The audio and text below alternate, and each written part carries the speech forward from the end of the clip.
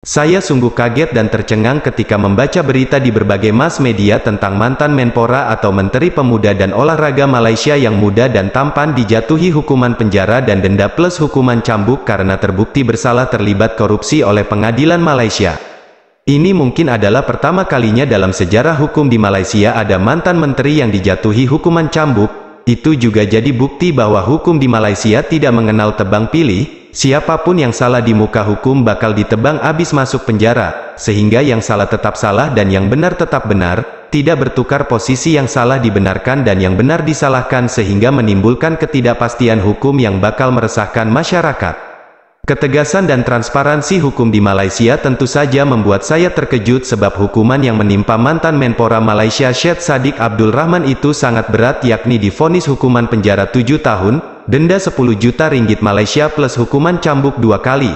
Untuk itu dari kasus hukum yang menimpa mantan Menpora Malaysia tersebut saya hendak membuat beberapa catatan penting sebagai berikut.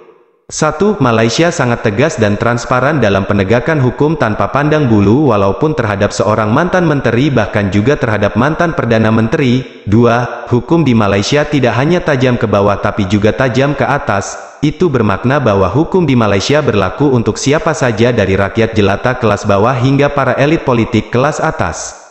3. Dengan penegakan hukum di Malaysia yang adil dan transparan maka hal itu tentu menimbulkan rasa percaya rakyat Malaysia terhadap hukum dan juga proses penegakan hukumnya yang jujur dan berlaku adil terhadap siapapun juga sehingga bisa memberikan perlindungan dan rasa aman bagi masyarakat yang mencari keadilan. Pengadilan di Malaysia telah menjadi institusi hukum yang memberikan rasa puas terutama terhadap rakyat jelata yang biasanya menjadi korban daripada hukum yang hanya tajam ke bawah tapi tumpul ke atas seperti yang mungkin masih terjadi di beberapa negara lain. 4. Aparat hukum di Malaysia terbukti amanah bisa dipercaya masyarakatnya karena telah menjalankan fungsinya dengan benar yakni dengan memberikan perlindungan dan pengayoman hukum terhadap semua lapisan masyarakat di Malaysia.